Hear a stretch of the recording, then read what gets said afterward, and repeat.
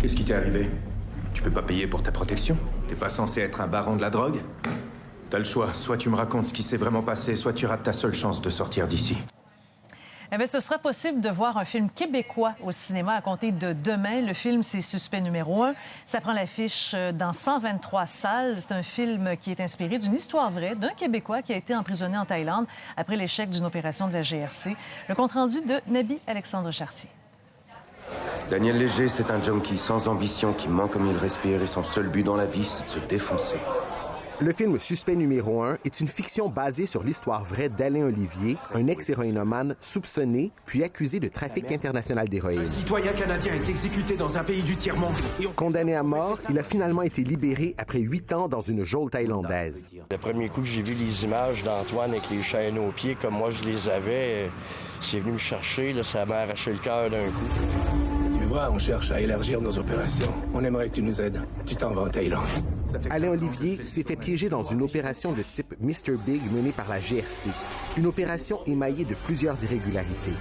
Quelque chose qui peut indigner la population parce que quand quelqu'un de très, très haut placé dans le crime organisé fait des menaces à un citoyen, puis tu crains pour ta vie, que tu as peur, bien, ça peut t'inciter à dire un peu n'importe quoi, à dire oui à n'importe quoi ou à faire n'importe quoi. Il ne doit sa survie qu'à la pugnacité du journaliste d'enquête Victor Malarek.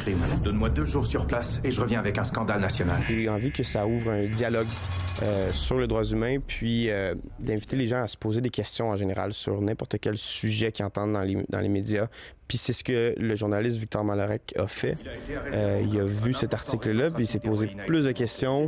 Il a voulu creuser, puis aujourd'hui, il a sauvé la vie de quelqu'un. Et de la détermination, il en a fallu au réalisateur Daniel Roby, à qui on doit entre autres le film Louis Cyr, puisque ça lui a pris 13 ans pour pouvoir produire son film.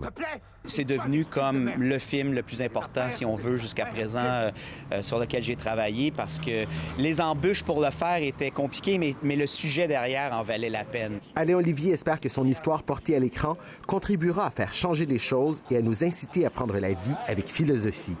Peut-être justement que le film, ça va permettre aux gens de réaliser que, à quelque part, être confiné comme on l'était là, oui, en soi, c'est rien d'agréable, mais qu'il y a des confinements qui sont pas mal pires que ça. Après sa sortie au Canada, le film prendra l'affiche à l'international. Ici Nabi Alexandre Chartier, Radio-Canada, Montréal. La cible importe de la drogue de la Thaïlande.